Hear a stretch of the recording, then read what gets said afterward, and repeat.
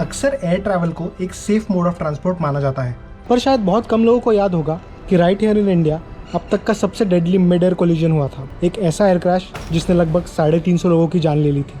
25 साल पहले दिल्ली से अराउंड 100 किलोमीटर दूर हुई थी ये मिसहैप, जब दो प्लेन्स बहुत ज़्यादा स्पीड में आपस में टकरा गए और चरखी दादे के कुछ लोगों ने कुछ अद्भुत विटनेस किया। सऊदी अरेबियन एयरलाइंस का बोइंग 747 ये प्लेन जा रहा था फ्रॉम दिल्ली टू दारान। इस फ्लाइट में थे अराउंड 312 पैसेंजर्स, जिसमें से 231 थे इंडियंस और उनमें काफ़ी थे वो जो ब्लू कॉलर और ऑड जॉब्स के ज़रिए पैसे कमाने के इरादे से उड़ान भर रहे थे। वहाँ दूसरी ओर कजाकिस्तान के शिमकेंट से आ रहा था इल्यूशन 76, जिसमें अराउंड 37 लोग थे। दोनों प्लेन्स के कैप्टन्स के पास हज़ारों घंटों का फ्लाइंग एक्सपीरियंस था। तो फिर उस शाम लगभग 6:40 के आसपास ऐसा क्या हुआ? The Saudi plane took its flight from Delhi and ascended to 10,000 feet. उसके बाद उस प्लेन को परमिशन मिली by air traffic controller VK Datta to go as high as 14,000 feet. वहीं दूसरी तरफ इल्यूशन 76 को दिल्ली लैंड करना था, यानी कि उसे डिसेंड करना था। इसी टाइम उसे परमिशन दी गई 15,000 फीट तक आने की। तो मतलब अगर ये दोनों फ्लाइट्स एक दूसरे को हवा में क्रॉस करती तो इन दोनों फ्लाइट्स में 1000 फीट का एक सेफ गैप रखा गया था, जो सेफ्टी स्टैंडर्ड्स के अकॉर्डिंग था। सऊदी एयरक्राफ्ट ने जब वीके दत्ता से 14,000 फीट से ऊपर जाने की क्लियरेंस मांगी तो वीके दत्ता ने उन्हें 14,000 फीट पर ही रुके रहने को कहा। एक चीज़ और, दत्ता ने इल्यूशन 76 के कैप्टन चेरेपनाव को इंस्ट्रक्शंस दिए थे मेंटेन 150 आइडेंटिफाइड ट्रैफिक 12 o'clock। सीधे तौर पे दत्ता के इंस्ट्रक्शंस क्लियर थे। सऊदी एयरक्राफ्ट बोइंग 747 को 14,000 फीट पे रहना था और कजाक एयरलाइन इल्यूशन 76 को 15,000 फीट पे। दत्ता को उनके रडार पर अक्सर 2 ब्लिप्स मिलते हुए दिखते थे, लेकिन इसका मतलब ये नहीं था कि रडार वाली दोनों फ्लाइट्स आपस में कोलाइड करती, क्योंकि that could be because of 2 aircrafts flying over one another, जो ऑलमोस्ट हर बार होता था। Almost being the keyword. Blips मिलती, 2 प्लेन्स आपस में एक सेफ डिस्टेंस मेंटेन करते हुए ऊपर नीचे से निकलते और वो ब्लिप्स सेपरेट हो जाती। दत्ता को लगा होगा कि इस बार भी यही होगा, लेकिन क्या ऐसा हुआ? उस एयर स्पेस में एक और प्लेन था। यूएस एयरफोर्स के कैप्टन टिमोथी पैलेस एयरक्राफ्ट में बैठे थे, flying from Islamabad to Delhi, और इतने में उन्होंने कुछ बहुत ही अद्भुत नोटिस किया। ऐसा लगा कि जैसे cloud lit up, orange in colour.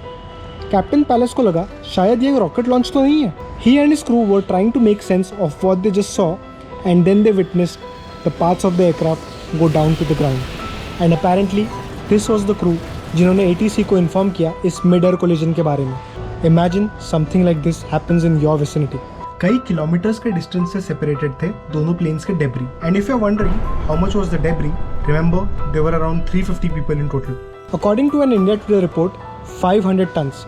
And if you want to understand the intensity of this, imagine करो आसमान से एक साथ 600 मारुति कार्स गिरी। अब कहीं ना कहीं तो गलती हुई थी। एटीसी के पास जो सर्वेलेंस इक्विपमेंट था उसमें फ्लाइट का डायरेक्शन तो पता चलता था, लेकिन उसका ऑल्टीट्यूड नहीं पता चलता था, और ऐसी सिचुएशन में पायलट के वर्ड पे ही रिलाई करना पड़ता था, जो वीके दत्ता ने किया। The spotlight was obviously on VK Datta on ATC. और इस सब में सऊदी और कजाक एयरलाइन के क्रू की कितनी गलती थी?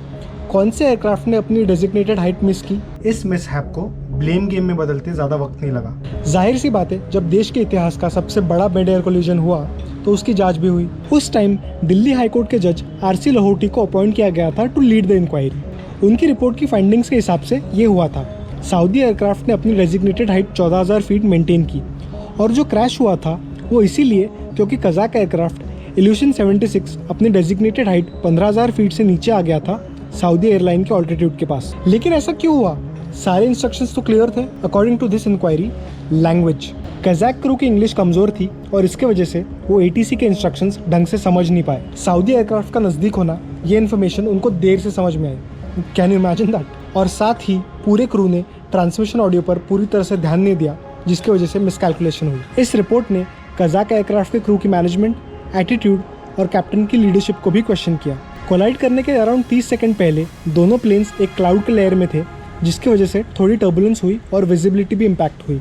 कजाक साइड की थ्योरी के अकॉर्डिंग कजाक फ्लाइट का नीचे आना इसी टर्बुलेंस की वजह से था, which RC Lahoti's report didn't agree with. Lahoti report ने एटीसी को भी सारे इल्ज़ामों से रिलीव कर दिया क्योंकि उनके इंस्ट्रक्शंस बिल्कुल क्लियर थे। इंटरेस्टिंगली, कजाक एयरक्राफ्ट के पायलट डायरेक्टली एटीसी से कम्युनिकेट नहीं कर रहे थे। There was a radio operator from the crew who was communicating with the ATC, and even he didn't communicate properly.